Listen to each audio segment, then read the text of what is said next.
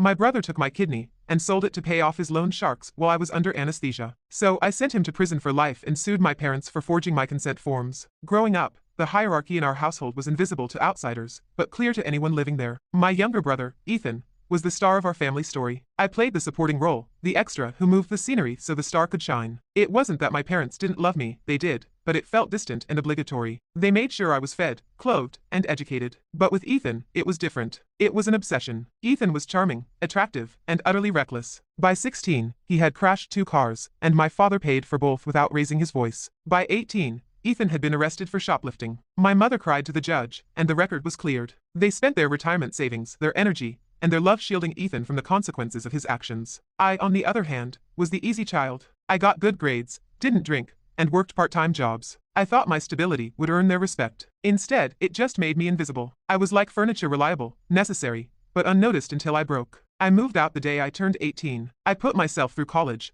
earned a degree in finance, and built a quiet, comfortable life 3 hours away from my hometown. I visited during holidays, mostly out of guilt. During those visits, I watched Ethan spiral. He got into gambling, first sports betting, then high-stakes poker. He borrowed money from everyone, friends, grandmothers, and eventually people you don't want to owe money to. My parents enabled him every step of the way. They refinanced the house to pay off a bookie. They sold their second car to fund his business ventures, which were just covers for debt. They were draining themselves to keep him afloat. I tried to warn them. I told them they were sinking with him. My father just looked at me with tired eyes and said, "You don't turn your back on family, David. You'll understand when you have kids." The crisis began in November, while I was training for a marathon, my personal goal, when I felt a sharp pop in my knee during a long run. The pain was blinding. I managed to limp to a taxi and get to the ER. The diagnosis was a torn meniscus. It wasn't life-threatening, but it required surgery if I ever wanted to run again. I lived alone. My girlfriend and I had broken up months prior, and I didn't have many close friends who could take a week off to care for me. When my mother heard the news, she insisted I come home. "We have a great orthopedic surgeon here, Dr. Moretti," she said over the phone. "He's a family friend. He's done work on your father's hip.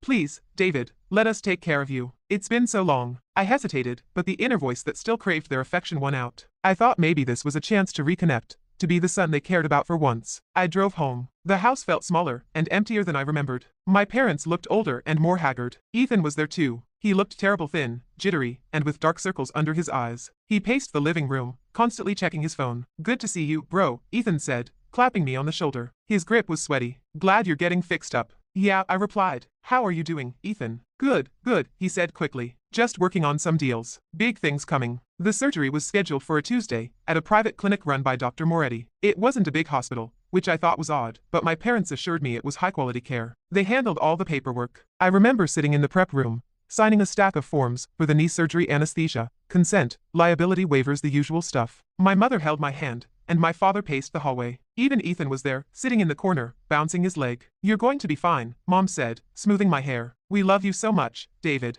"Thanks, Mom," I said, feeling groggy as the nurse administered the sedative. The last thing I saw before going under was Ethan looking at me, not smiling, but looking terrified and guilty. Waking up was a nightmare. I expected my knee to throb, and it did. But that pain was nothing compared to the fire burning in my side. It felt like someone had stabbed me in the lower back with a hot poker. I groaned, trying to shift, but the pain made me gasp. "Easy, easy," Dr. Moretti's voice drifted in. "You had a bit of a rough time, David." I blinked my eyes open. I was in a private recovery room. My parents were there. "My side," I rasped. "Why does my side hurt?" My father stepped forward, looking pale. "There was a complication, son." "A complication?" I tried to sit up, but agony forced me down. "During the surgery," Dr. Moretti said smoothly, "we noticed some irregularities in your abdomen. We had to make an emergency incision to check for internal bleeding. It was a close call, but we fixed it." "Internal bleeding? From a knee surgery?" I was confused. "It's rare, but it happens," the doctor said. "Reaction to the meds. Don't worry, your knee is fixed, and the incision on your side will heal. You just need rest."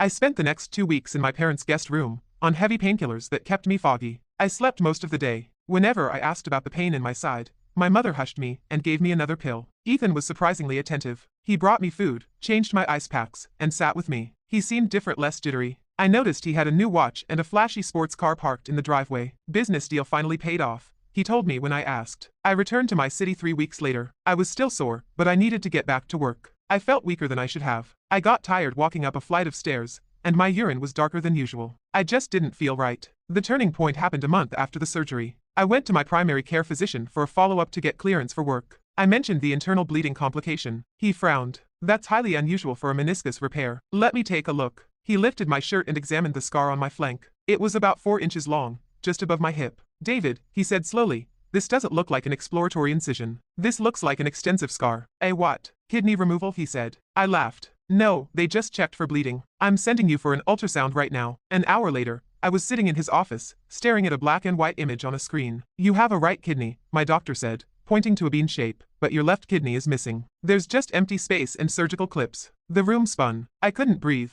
My kidney was gone. Maybe it was damaged, I stammered. If they had to take it out, they would have told you and given you pathology reports, the doctor said. Did they give you any records? No, I whispered. My parents handled the paperwork. I left the office in a daze. I didn't call my parents. I called a lawyer, a friend of a friend who specialized in medical malpractice. When I told him my story, he was silent for a long time. We need your medical records from Dr. Moretti's clinic, he said. We need to see the consent forms. It took a court order to get the records. Dr. Moretti stalled, but eventually, we got them. I sat in the lawyer's conference room, looking at the file. There was a consent form titled Emergency Nephrectomy Authorization. It was dated the day of my surgery, and had a signature at the bottom, David Miller. But it wasn't my signature. The loops were wrong. The slant was wrong. I looked closely. I recognized that handwriting. I had seen it on report cards and birthday checks for 20 years. It was my mother's handwriting. There was another document, a transfer form showing that the organ was transported to a private facility in the city immediately after removal. It wasn't sent to pathology for examination. It was shipped out. They stole it, I whispered. They stole my kidney. My lawyer hired a private investigator to connect the dots. We needed to understand why. Why would they do this? The PI, a man named Henderson,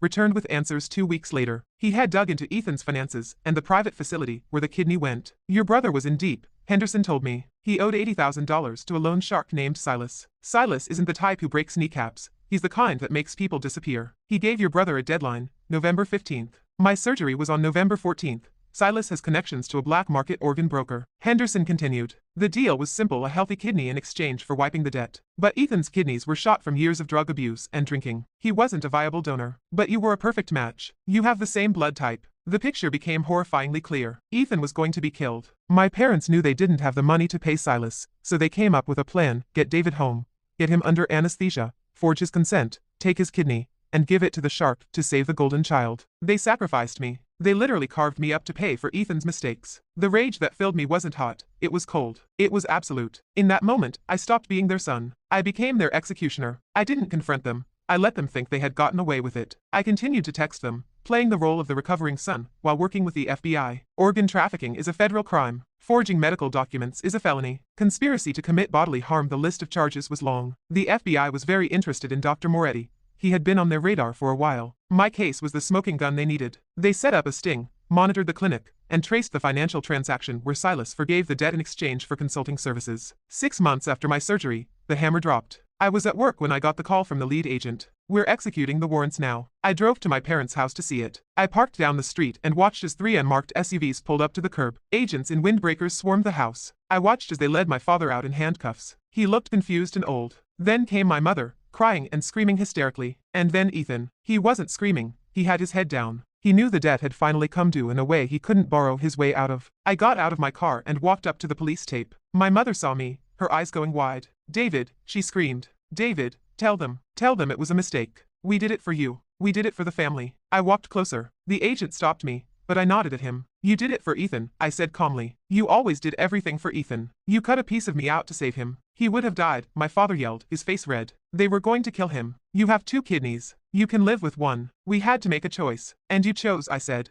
Now I'm choosing. David, please, Ethan begged as they shoved him into the back of a car. I'm your brother. No, I said. You're a parasite, and I just cut you off. The trial was a media circus. The kidney theft family. That's what the tabloids called them. The evidence was overwhelming. The forged signature was proven to be my mother's, and the PI's testimony linked the debt to the surgery. Dr. Moretti flipped on them to save his own skin, admitting that my parents had approached him and begged him to do it, offering him a cut of the debt forgiveness value. My parents' defense was necessity. They argued they were under duress, that they were trying to save a life. The jury didn't buy it. You don't get to mutilate one child to save another. Ethan was charged with conspiracy to commit aggravated battery, organ trafficking, and fraud. Due to his prior record and the heinous nature of the crime, selling his own brother's organ, the judge threw the book at him. He was also linked to the loan shark's other activities during the investigation, and was sentenced to 30 years in federal prison. With the mandatory minimums and the nature of the crimes, he will likely die in there. My parents were charged with conspiracy, fraud, and battery, sentenced to 15 years each. They're in their late 60s and will likely die in prison too. But I wasn't done. I sued them in civil court for battery, emotional distress,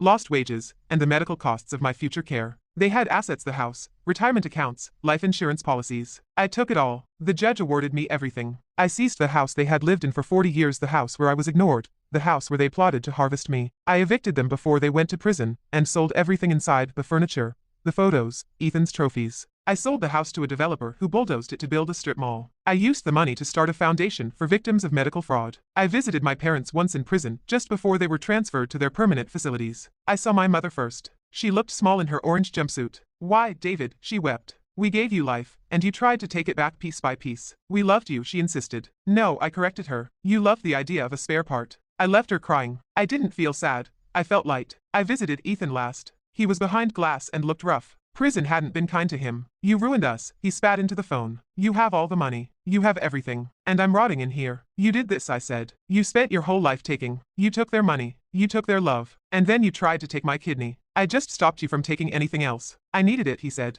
"I was in trouble. You're always in trouble, Ethan. But this time, Mom and Dad aren't coming to bail you out. They're in the cell block next door." I hung up the phone and walked out of the prison into the bright sunlight. I touched the scar on my side. It still aches when it rains, a permanent reminder that the people who are supposed to love you the most are capable of the deepest betrayal. But I'm alive. I'm healthy. And for the first time in my life, I am the only main character in my story. The stage is finally mine.